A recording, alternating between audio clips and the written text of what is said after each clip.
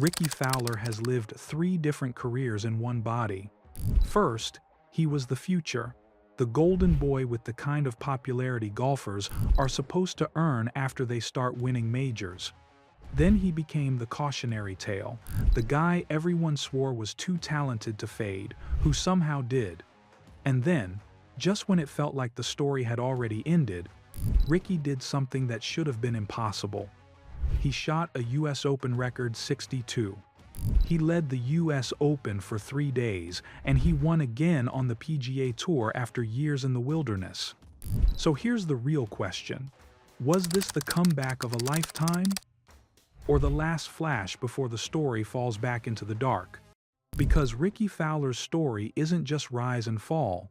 It's rise, fall, and the kind of comeback that still feels like it could disappear if you blink. And the turning point? The moment he finally decided to fight his way back? It wasn't a miracle tournament. It was a decision he made when he had basically run out of options. We'll get to that. To understand why that decision mattered, you have to rewind to how Rickie first arrived on tour because he didn't arrive as a normal rookie. He arrived as an event. Even the PGA Tour has described the moment he showed up as something different. The long hair, the loud outfits, the instantly recognizable brand. He looked like he was made for modern marketing. But here's what made it stick. He wasn't just popular, he was good. He turned pro in 2009, and in his first full season, he was named PGA Tour Rookie of the Year. And when you're that visible that early, people don't just hope you'll be great. They assume it's inevitable. That's when the next superstar label locks in. And once it locks in, it follows you everywhere. 2014 is where the hype stops being hype and starts looking like prophecy. Because Rickie didn't just contend in a major once. He contended in all four.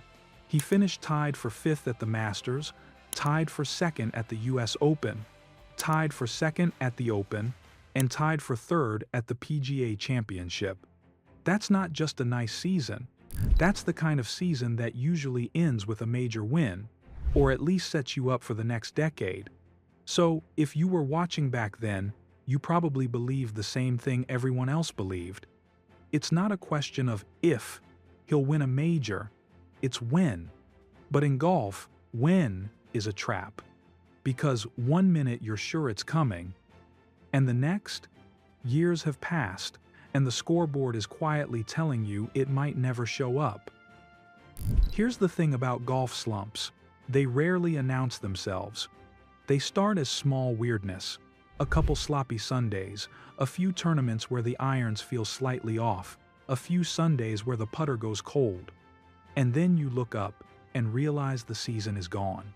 For Rickie, the slide became impossible to ignore because it started costing him the stages he used to live on. By 2021, he missed the FedEx Cup playoffs for the first time in his career. The same year, he also missed the Masters and didn't qualify for the US Open. Then came the number that basically summarized the whole freefall.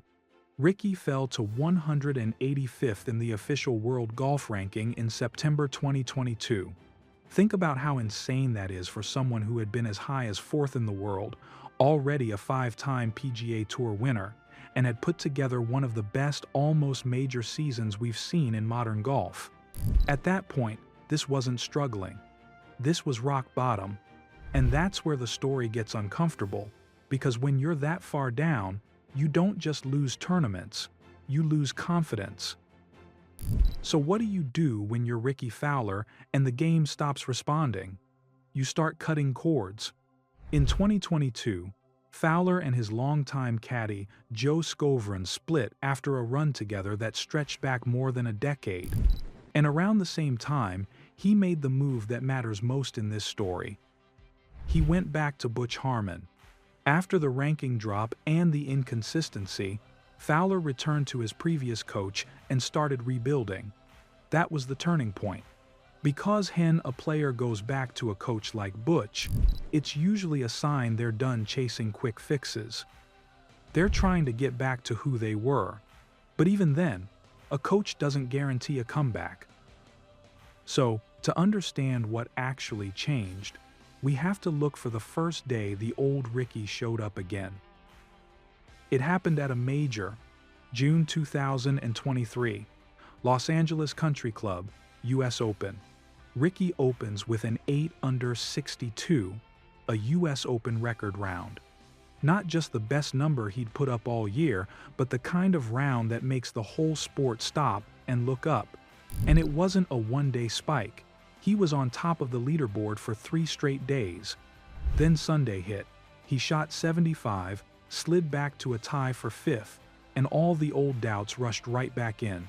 Because that's the Rickie Fowler story in one frame. Close enough to taste it, but still walking away without the trophy. That's where the underachiever label comes from. Not because he isn't talented, but because he is, and he's somehow still unable to get the win. And just when the world thought the US Open is going to be another scar in Fowler's story, something turns. 2 weeks later, the drought finally breaks. Yes, just 2 weeks after that US Open run, Rickie won the Rocket Mortgage Classic in Detroit. It ended a winless stretch that dated back to early 2019. That win mattered because it was proof he could still close a tournament when the entire golf world was watching him. And soon after, he was back in another place you don't get to by accident: the Ryder Cup. In 2023, he returned to the US team. So by the end of that season, the comeback didn't feel like a rumor anymore. It felt real. But in sports, you can't live off one great stretch. It demands you have to do it again. And again. And when you don't, the label returns. Here's the thing about Rickie Fowler. Even after the US Open record, even after Detroit, even after proving he can still win, the conversation never fully relaxes. Because Rickie isn't being judged like a normal player. He's being judged against the version of himself that once felt inevitable. The guy we all assumed would pick up a major at some point. And you can see it in the smallest moments. Like Augusta, 2024. When he won the Masters Par 3 contest, all fans could think of was the Par 3 jinx. The fact that nobody has ever won the Par 3 contest and then gone on to win the Masters that same week. And needless to say, Rickie didn't win the Masters that year either. In most sports, if you're talented enough, the big moment eventually has to find you. In golf, it can miss you over and over, and the sport just keeps moving. Rickie rose fast. He became the face, the style, the crowd favorite. Then he backed it up with real golf, including that 2014 run where he was right there in every major. He had weeks that screamed superstar, like winning the Players in 2015. He had Augusta 2018 where he finished a shot short. And then he had the fall, the kind that doesn't look real until it is, all the way down to 185th in the world. Most careers don't come back from that, but his did. So yeah, calling him an underachiever can sound lazy. But it also points at the truth, the fact that everyone can feel how close he's been to something even bigger. And that's why this comeback still feels fragile.